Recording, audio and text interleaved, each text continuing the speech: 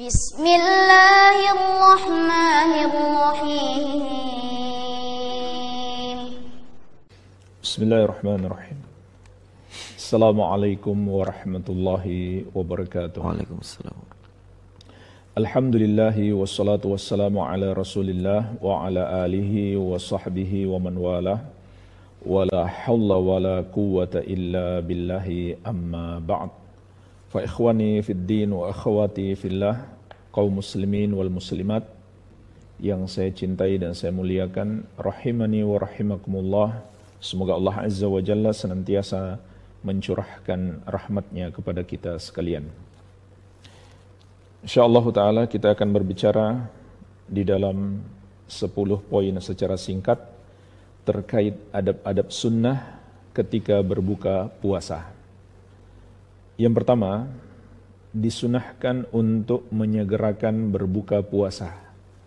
Sebagaimana dalam hadis Sahal bin Sa'ad As-Sa'idi radhiyallahu anhu yang diriwayatkan Al-Bukhari dan Muslim, Rasulullah sallallahu alaihi wasallam bersabda, "La yazalun nasu bi khairin ma ajjalul fitr."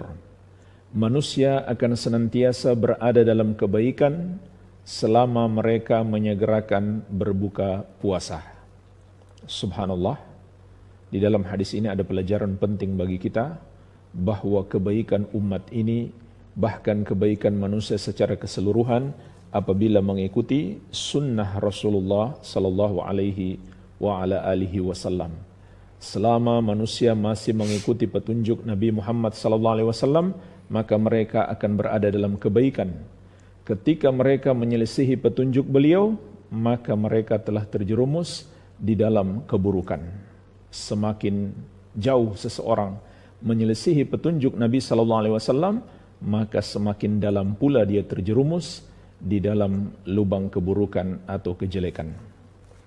Maka inilah sunnah Nabi sallallahu alaihi wasallam, hendaklah kita segerakan berbuka puasa. Maksudnya adalah kalau sudah terbenam matahari, kalau sudah masuk waktu maghrib, tidak boleh lagi ditunda-tunda, segeralah berbuka puasa. Ada golongan-golongan yang menyimpang seperti golongan Syiah yang hakikatnya mereka mengikuti orang-orang Yahudi. Kalau mereka berpuasa, maka mereka menunda waktu berbuka puasa sampai munculnya bintang-bintang. Maka ini menyelisihi sunnah Nabi sallallahu alaihi wa ala alihi wasallam. Ya. Jadi apabila telah masuk waktu berbuka puasa, segeralah berbuka, jangan ditunda-tunda. Kemudian permasalahan yang kedua, bagaimana caranya memastikan masuknya waktu berbuka puasa. Maka disebutkan dalam fatwa Lajnah Daimah ada 3 cara. Yang pertama adalah melihat langsung matahari tenggelam. Kalau kita dalam posisi yang memungkinkan kita melihat langsung, maka lihatlah langsung, itu pada asalnya. Karena itu yang Allah perintahkan kepada kita, yaitu berpuasa sampai terbenam matahari. Kemudian yang kedua, mendengarkan berita yang terpercaya. Contohnya mungkin dari media-media yang terpercaya, apakah televisi atau radio, bahwa telah masuk waktu berbuka puasa. Dengan itu bisa dihukumi telah masuk waktunya. Yang ketiga, mendengarkan azan maghrib. Karena pada asalnya para muadzin itu harus mengumandangkan azan saat telah masuk waktu berbuka puasa. Namun tentunya muadzin dianjurkan dia makan sedikit, ya katakanlah kurma 1 butir atau seteguk air sebelum dia mengumandangkan azan. Maka dengan mendengarkan azan bisa kita hukumi telah masuk waktu berbuka puasa. Baik. Kemudian permasalahan yang ketiga, hukum orang yang berbuka puasa sebelum matahari terbenam karena mengira sudah terbenam. Maka para ulama menyebutkan ada 2 kondisi. Kondisi yang pertama, kondisi ragu, yaitu sebenarnya mereka masih ragu. Matahari sudah terbenam atau belum? Karena mungkin cuaca sedang mendung, sehingga mereka tidak bisa memastikan waktu berbuka puasa. Dan mereka masih dalam kondisi ragu, matahari sudah terbenam atau belum. dan mereka kemudian berbuka. Selang beberapa saat, ternyata mereka pun tahu belum masuk waktu berbuka puasa. Ya misalkan tiba-tiba cuaca menjadi cerah dan matahari terlihat. Maka jemaah sekalian, hukum puasa mereka adalah tidak sah atau batal karena mereka tidak boleh berbuka puasa masih dalam kondisi ragu. Sebab hukum asalnya adalah tetapnya siang. Tidak boleh hilang hukum asal ini kecuali dengan keyakinan. Jadi dia masuk dalam kaidah umum dalam syariat, yaitu al-yakin la yazulu bisyak. Keyakinan itu tidak boleh hilang dengan adanya keraguan. Ya, sama dengan pembahasan kita tentang sahur. Ketika seseorang masih ragu masuknya waktu subuh, dia boleh terus makan karena hukum asalnya adalah tetapnya malam. Nah, ini sekarang kebalikannya. Hukum asal adalah tetapnya siang. Tidak boleh dihukumi malam kecuali dengan keyakinan atau minimal persangkaan yang kuat. Jadi puasa mereka batal. Baik. Ini kondisi yang pertama. Kondisi yang kedua, kondisi sudah yakin. Sudah yakin masuk waktu berbuka puasa. Mereka pun berbuka. Ternyata selang beberapa saat, langit menjadi cerah, matahari pun terlihat, maka mereka pun tahu sebenarnya mereka berbuka di waktu sebelum masuknya malam. Tapi mereka tadi sudah yakin. Maka jemaah sekalian, puasa mereka sah. Puasa mereka sah. Karena kaidah tadi. Mereka diberi uzur disebabkan ada kaidah tadi. Bahwa keyakinan itu tidak boleh dihilangkan kecuali dengan keyakinan juga. Mereka sudah yakin masuknya malam. Maka mereka diberi uzur ketika ternyata malam belum masuk. Dan juga karena ada sebuah hadis yang diriwayatkan Al-Bukhari dari Asma binti Abu Bakar radhiyallahu taala anhuma. Beliau menceritakan, "Aftarna ala ahdi Nabi sallallahu alaihi wasallam yauma ghaym, thumma tala'atis syams." Kami pernah berbuka di masa Rasulullah sallallahu alaihi wasallam saat hari mendung. Kemudian tiba-tiba muncul matahari. Padahal mereka sudah berbuka puasa. Jadi ini kejadian di masa sahabat Nabi sallallahu alaihi wasallam. Qila li Hisham, kemudian dalam hadis ini disebutkan, dikatakan kepada Hisham, yaitu Hisham bin Urwah, salah seorang perawi hadis ini, fa umiru bil qada, apakah mereka diperintahkan untuk mengqada puasa, artinya puasa mereka tidak sah? Qala la budda min qada'in. Maka beliau berkata harus diqada. Maka jemaah sekalian, sebenarnya hadis ini menunjukkan puasa mereka tetap mereka melanjutkan dan puasa mereka sah dan mereka tidak diperintahkan untuk mengqada puasa. Adapun dikatakan dalam hadis ini mereka mengqada, itu hanya ijtihadnya Hisham. Dan disebutkan dalam riwayat yang lain, wa qala Ma'mar sami'tu Hishaman la adri aqadau amla. Ma'mar mengatakan, aku mendengarkan Hisham berkata, sebenarnya aku tidak tahu mereka mengqada atau tidak. Maka yang benar mereka tidak mengqada. Sebagaimana dinukil juga oleh Hisham dalam riwayat yang lain disebutkan oleh Syekhul Islam, wa qad naqala Hishamun an abihi Urwah annahum lam yu'maru bil qada wa Urwatu a'lam min ibnihi. Telah menukil dari ayahnya Urwah bahwa mereka tidak diperintahkan untuk mengqada dan Urwah ayahnya itu lebih alim daripada beliau. Jadi jemaah sekalian, kesimpulannya riwayat tersebut menunjukkan bahwa para sahabat tidak diperintahkan oleh Rasulullah sallallahu alaihi wasallam untuk mengqada sehingga puasa mereka tetap sah. Asal mereka lanjutkan puasanya tentunya. Iya.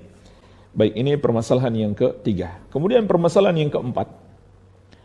Adakah menu yang disunahkan untuk kita makan saat berbuka puasa? Jawabannya ada, sebagaimana dalam hadis yang diriwayatkan Abu Daud dan Tirmidzi dan disahihkan juga oleh Syekh Al-Albani dalam As-Sahihah dari Anas bin Malik radhiyallahu taala anhu, beliau berkata, "Kana Rasulullah sallallahu alaihi wasallam yuftiru ala rutabat qabla an yusalliya." Bahwa Rasulullah sallallahu alaihi wasallam berbuka puasa dengan kurma muda sebelum beliau melakukan sholat maghrib. Fa in lam takun rutabat fa'ala tamarat. Kalau tidak ada kurma muda, maka beliau berbuka puasa dengan kurma matang. Fa in lam takun hasawatin min ma'in. Kalau tidak ada kurma matang, maka beliau berbuka puasa dengan meminum beberapa teguk air. Inilah jemaah sekalian menu berbuka puasa yang disunahkan, yaitu dengan kurma. Yang lebih afdal lagi kurma muda. Kalau tidak ada kurma muda, maka kurma matang. Kalau tidak ada kurma sama sekali, beliau berbuka dengan air. Ya. Maka di sini perlu saya ingatkan juga, termasuk kesalahan sebagian orang ketika tidak ada kurma, mereka makan kue yang manis-manis. Kata mereka sunnah makan yang manis-manis. Maka sebenarnya sunnahnya justru adalah minum air kalau tidak ada kurma, bukan yang manis-manis. Tidak ada dalilnya sunnah Nabi SAW berbuka puasa dengan yang manis-manis. Ada pula yang mengatakan berbuka puasa harus dengan air yang belum disentuh api. Ini juga tidak ada dalilnya. Tidak masalah, air masak ataupun belum dimasak tidak masalah. Namun tentunya barangkali dari sisi kesehatan lebih baik air yang sudah dimasak, tidak masalah. Jadi inilah sunnah Nabi SAW ketika berbuka puasa.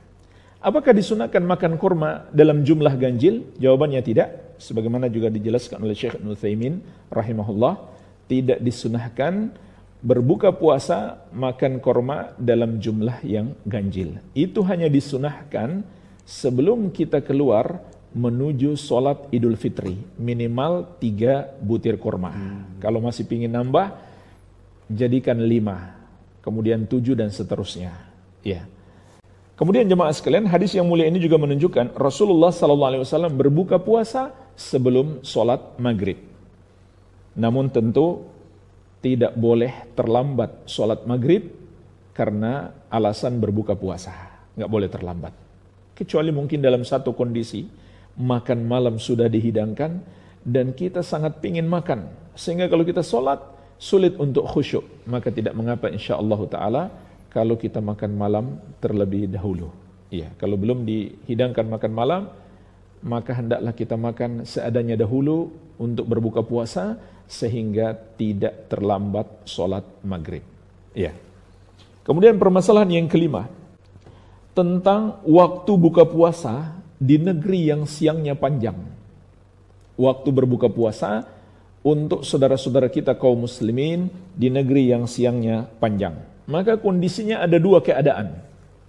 Keadaan yang pertama, apabila waktu siang dan malam masih bisa dibedakan, yaitu dengan terbitnya fajar, masuknya waktu subuh, dan terbenamnya matahari, masuknya waktu maghrib.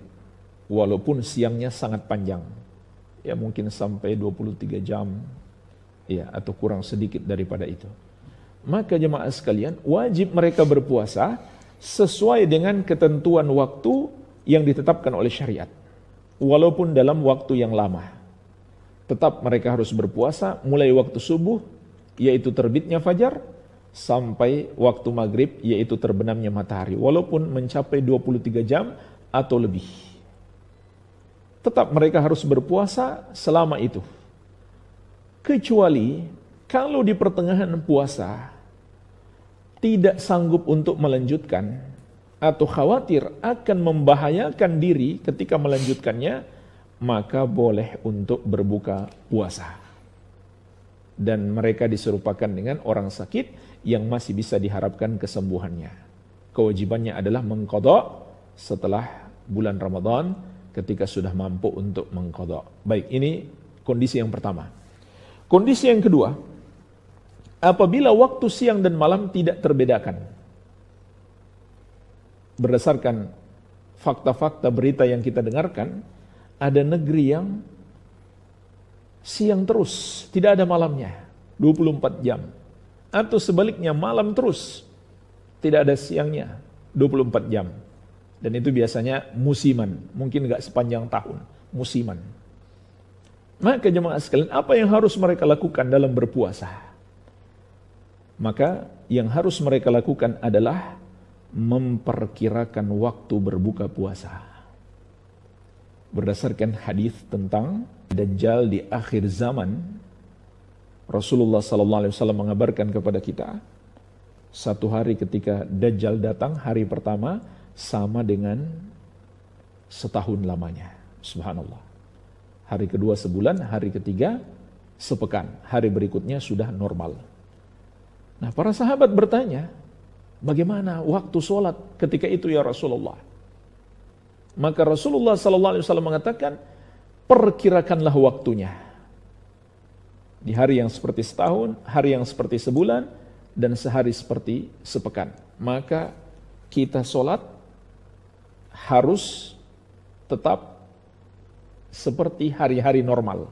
Artinya, setahun itu, yang hanya satu hari, atau satu hari yang seperti satu tahun itu, kita tetap sholat selama satu tahun. Jadi jangan sampai kita hanya sholat setahun 5 kali, tidak.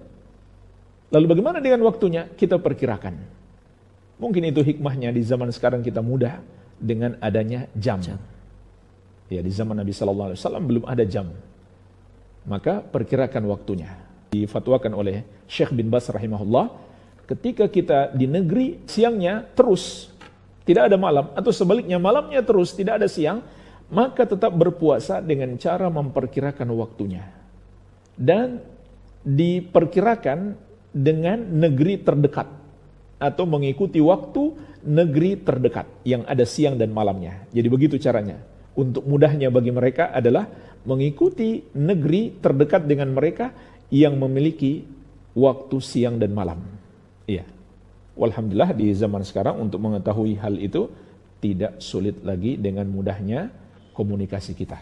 Baik. Permasalahan yang keenam, tentang waktu berbuka puasa orang yang sedang di pesawat udara atau berada di gedung yang tinggi. Karena faktanya jemaah sekalian, orang yang ada di bawah, di daratan, itu akan lebih dulu melihat matahari terbenam. Sementara yang ada di pesawat itu masih melihat matahari belum terbenam. Begitu pula orang yang ada di gedung yang tinggi. Maka kapan mereka berbuka puasa? Jika di darat sudah azan. Ya, misalkan ada orang naik pesawat di atas Jakarta, di langit Jakarta. Dari masjid-masjid di darat sudah terdengar azan. Atau dari media komunikasi mereka dengarkan sudah terdengar azan. Tapi ternyata mereka di pesawat masih melihat matahari. Maka jemaah sekalian, pada dasarnya masing-masing mengikuti waktu di mana dia berada. Jadi, walaupun di darat sudah berbuka, sementara di udara masih melihat matahari belum tenggelam, mereka belum boleh berbuka. Bahkan walaupun mereka berada di gedung yang sama. Ya, misalkan di gedung-gedung yang tinggi, orang di lantai 1 sudah dengarkan azan. Dia sudah lihat juga mungkin matahari terbenam. Tapi yang di lantai atas dia masih melihat matahari belum tenggelam. Matahari belum terbenam. Maka walaupun yang di lantai 1 sudah boleh berbuka, yang lantai atas ketika dia masih melihat matahari belum terbenam, dia belum boleh berbuka. Karena yang Allah perintahkan adalah berpuasa sampai terbenam matahari. Ya, begitu pula misalkan jemaah sekalian, ketika kita sudah ada di bandara, kemudian masuk waktu berbuka puasa, kita pun berbuka puasa, kita sholat maghrib, lalu kita naik pesawat, pergi ke satu daerah, ternyata di sana belum masuk maghrib, maka kita tidak perlu meneruskan puasa kita, karena puasa kita sudah berakhir di mana tempat kita berada, dan ini mungkin saja terjadi, maka dia tidak perlu meneruskan puasanya. Baik. Ini yang dijelaskan para ulama, diantaranya di Fatwa Lajnah Daimah, begitu pula di Syarhul Mumti, Syekh Ibnu Utsaimin rahimahullah. Baik. Permasalahan yang ketujuh, hukum puasa wisal. Hukum puasa wisal. Puasa wisal itu artinya puasa yang bersambung, tidak berbuka, bahkan mungkin tidak lagi sahur. Jadi puasa terus sampai malam, sampai keesokan harinya. Maka jemaah sekalian, berpuasa wisal itu pada dasarnya adalah makruh. Pada dasarnya adalah hukumnya makruh, tanpa berbuka, tanpa sahur. Namun, bagi orang yang melakukannya, ada keringanan dari syariat. Dia boleh melakukannya sampai sahur saja. Jadi berpuasanya dari sahur sampai ke sahur lagi. Itu pun hukumnya makruh. Berdasarkan hadis yang diriwayatkan Al-Bukhari dari Abu Sa'id Al-Khudri radhiyallahu anhu, Rasulullah sallallahu alaihi wasallam bersabda, "La tuwasilu, janganlah kalian menyambung puasa.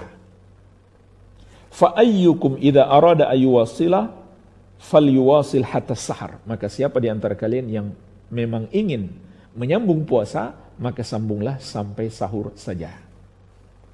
Jadi ini menunjukkan hukumnya makruh. Walaupun ini hukumnya berbeda bagi Rasulullah sallallahu alaihi wasallam. Bagi beliau boleh menyambung puasa karena ada alasan khusus. Sebagaimana dalam lanjutan hadis, qalu, para sahabat mengatakan, "Fa innaka tuwasilu ya Rasulullah." Tapi kenapa engkau melakukan puasa wisal ya Rasulullah? Ini kadang-kadang dilakukan oleh Nabi sallallahu alaihi wasallam. Qala, maka Nabi sallallahu alaihi wasallam menjawab, "Inni lastu kahayatikum." Sesungguhnya aku tidak seperti kalian. "Inni abitu li mut'imun yut'imuni wa saqin yaskini." Karena sesungguhnya aku bermalam dalam keadaan ada yang memberi makan kepadaku dan ada yang memberi minum kepadaku. Jadi ini kekhususan Rasulullah sallallahu alaihi wa ala alihi wasallam. Jadi puasa wisal itu pada dasarnya makruh, yang lebih afdal adalah tidak melakukannya. Iya. Kemudian permasalahan yang ke-8, anjuran sedekah makanan berbuka puasa. Dan ini juga anjuran mencakup untuk sahur. Walaupun hadis secara khusus berbicara tentang buka puasa, namun ilahnya sama, untuk memberi makan orang yang puasa.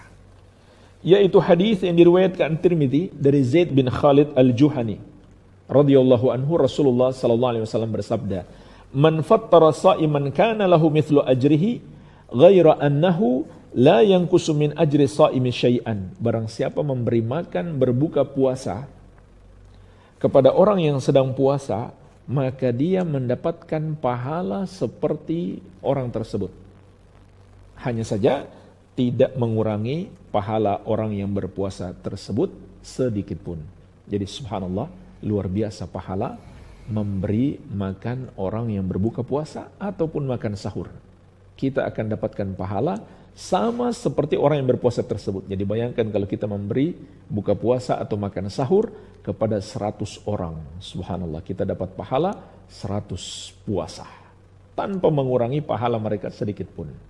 Ini secara khusus dianjurkan bersedekah di bulan Ramadan. Dan secara umum juga, sedekah apapun lebih dianjurkan di bulan Ramadan untuk ditingkatkan.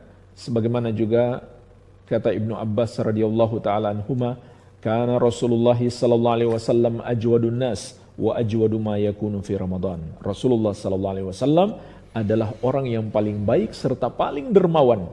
Dan beliau akan semakin baik, semakin dermawan di bulan Ramadan. Jadi bulan Ramadan manfaatkan untuk banyak bersedekah, terutama memberi makan orang yang berpuasa.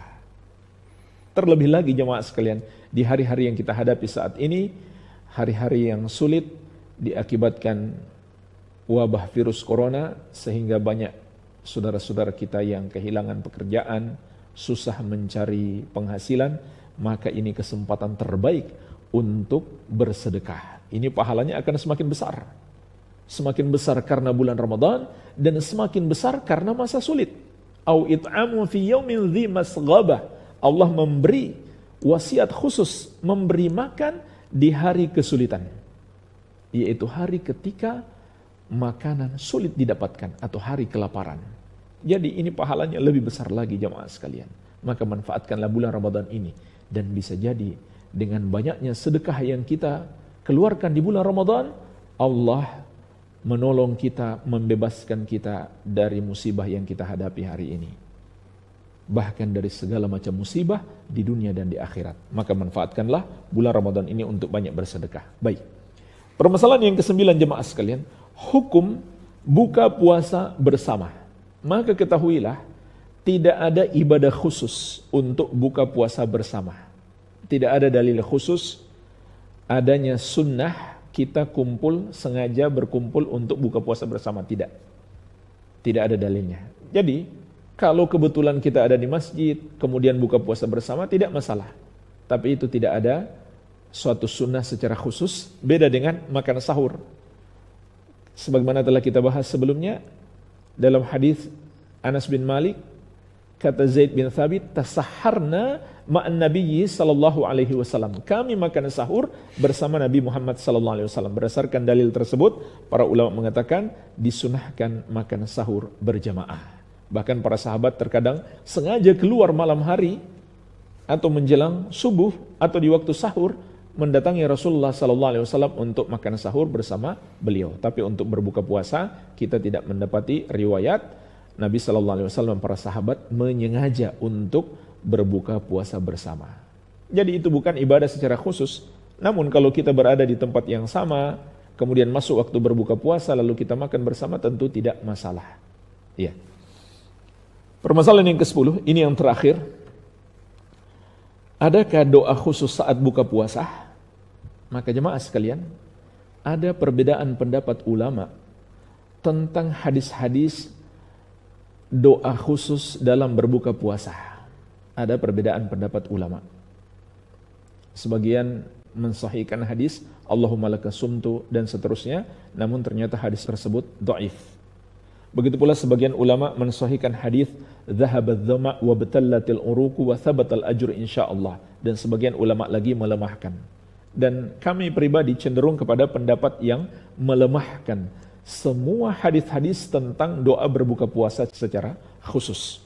Namun dalam masalah ini tentu ada keluasan. Kalau kita meneliti dan kita meyakini hadisnya sahih, maka boleh kita amalkan, tidak mengapa insyaallah taala.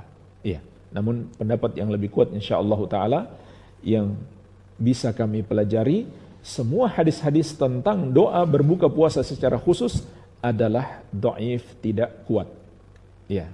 Di antara ahli hadis abad ini yang mendoifkan adalah Syekh Muqbil rahimahullah, ulama besar ahli hadis dari negeri Yaman.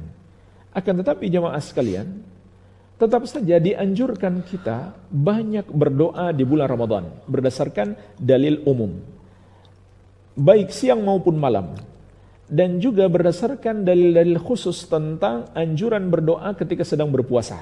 Di antaranya hadis riwayat Al-Baihaqi dari Anas bin Malik radhiyallahu anhu, Rasulullah sallallahu alaihi wasallam bersabda, "Thalathu da'awatin la turad." Ada 3 doa yang tidak akan ditolak. 3 doa yang tidak akan ditolak. Yang pertama, da'watul walid, doanya orang tua untuk anak. Wa da'watus shaim, yang kedua doanya orang yang berpuasa. Wa da'watu al-musafir, yang ketiga doanya musafir. Jadi hadis ini menunjukkan doa orang yang berpuasa, kata Nabi sallallahu alaihi wasallam, tidak akan ditolak. Artinya pasti dikabulkan. Maka manfaatkanlah waktu kita selama berpuasa untuk banyak berdoa. Dari awal puasa sampai akhir, sampai menjelang berbuka.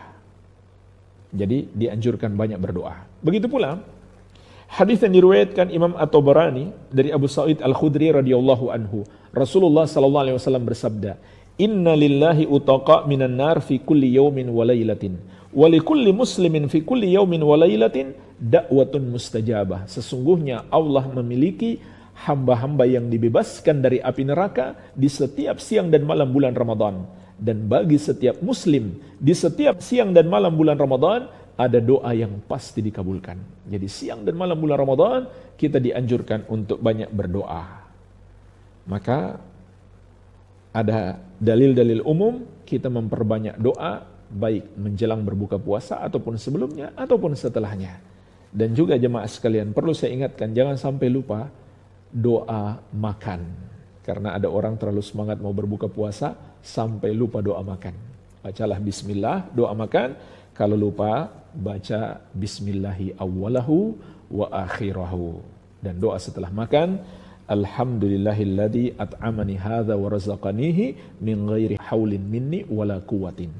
Dan juga jangan lupa apabila orang memberi buka puasa kepada kita, doakan dia. Ada doa khusus yang diajarkan Nabi SAW untuk orang yang memberi buka puasa kepada kita, yaitu aftara indakumus saimuna wa akala ta'amakumul abraru wa sallat alaikumul malaikah. Orang-orang yang berpuasa telah makan di tempat kalian. Orang-orang yang baik telah memakan makanan kalian. Dan semoga salawat para malaikat sampai kepada kalian. Salawat para malaikat adalah didoakan kebaikan dan dimohonkan ampun oleh malaikat untuk orang-orang yang memberi makan buka puasa tersebut. Dan juga doa umum, Allahumma at'im man at'amani wa asqi man asqani. Ya Allah, beri makanlah orang yang memberi makan kepadaku, dan beri minumlah orang yang memberi minum kepadaku. Ya, disebutkan dalam sebagian lafaz, wasqi man saqani, beri minumlah orang yang memberi minum kepadaku. Inilah jemaah sekalian 10 permasalahan terkait dengan adab sunnah ketika berbuka puasa. Semoga bermanfaat bagi kita. Wabillahi taufiq. Baik, ya, sebagai penutup Ustadz, bagaimana dengan seorang suami yang berjumpa dengan istrinya sampai tidak terasa ada lendir atau mazi, apakah puasanya batal? Baik, keluarnya mazi termasuk yang dikhilafkan para ulama. Namun pendapat yang benar tidak membatalkan puasa. Kenapa? Tidak ada dalilnya. Tidak ada dalilnya. Jadi suami istri ketika bercumbu di siang hari bulan Ramadan sedang berpuasa, kemudian keluar mazi, maka tidak batal puasanya.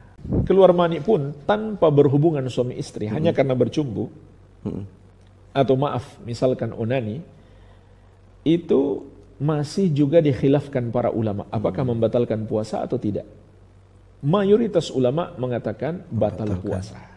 Ada sebagian ulama yang juga diakui keilmuannya mengatakan tidak batal puasa, seperti Ibnu Hazm, Asy-Syaukani, As-San'ani, dan Al-Albani. Ini saya sampaikan supaya kita tahu ada perbedaan pendapat ulama di situ, bukan sebuah kesepakatan. Ya. Dan jangan kaget ketika ada orang yang berpendapat seperti itu atau sekedar menyampaikan pendapat tersebut. Karena ada sebagian orang yang sebenarnya belum mencium bau fikih, ketika mendengarkan orang menyampaikan hal tersebut, dia jadikan itu sebagai bahan untuk menjatuhkan orang tersebut. Apalagi kalau orang itu sebenarnya dikenal sebagai orang liberal. Orang liberal yang nggak ngerti fikih. Dia taunya, subhanallah, menyamakan semua agama atau tidak mengkafirkan orang kafir.